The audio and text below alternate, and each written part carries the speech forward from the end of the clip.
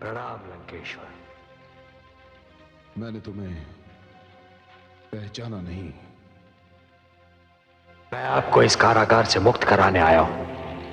तुमसे पहले भी 3 व्यक्ति यही योजना लेकर आए थे, किंतु मैंने आपने उनके साथ जाना स्वीकार नहीं किया। हाँ, क्योंकि मैं भगोड़ा नहीं हूं। शंभो शंभो। लंकेश्वर, मैं आपको भागने का परामर्श नहीं दे रहा हूं। मैं आपको यहां से ले जाने के लिए आया हूं। ये सारे सुरक्षा अधिकारी जो इस कारागार की सुरक्षा कर रहे थे, मारे जा चुके हैं। अब आप यहां से एक विजेता की भांति जा सकते हैं। इसका अर्थ यह हुआ कि तुमने अपनी सेना के साथ इस कारागार पर आक्रमण किया है। मैं स्वयं ही अपनी सेना हूं लंकापति। मुझे सहस्र अर्जुन की कही हुई किसी बात का ध्यान आ रहा है। तुम हो कौन?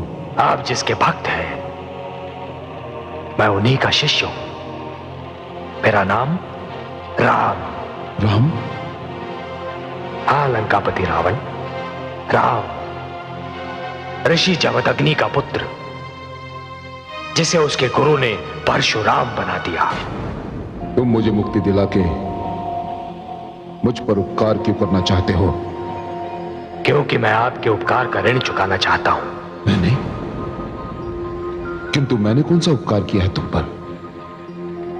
मेरे गुरु शिव शंकर ने मुझे आदेश दिया है लंकापति कि यदि मैं आपको इस कारागार से मुक्त करा दूं तो वो मेरी ओर से उनकी आधी गुरु दक्षिणा होगी।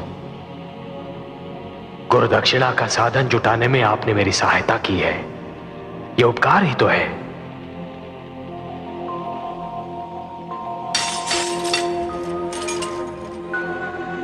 मेरी बात मानकर आप मुझ पर उपकार ही तो करेंगे।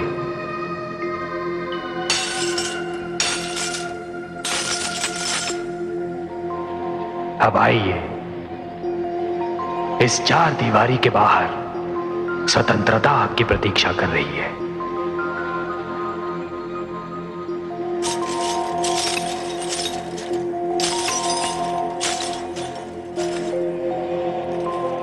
परशुराम,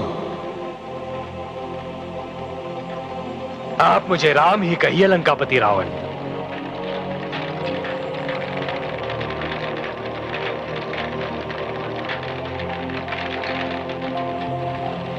राम,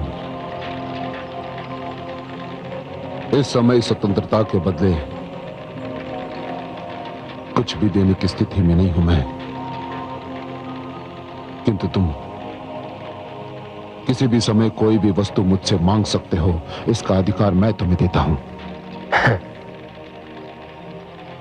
मुझे किसी भी वस्तु की आवश्यकता नहीं है लंकेश्वर।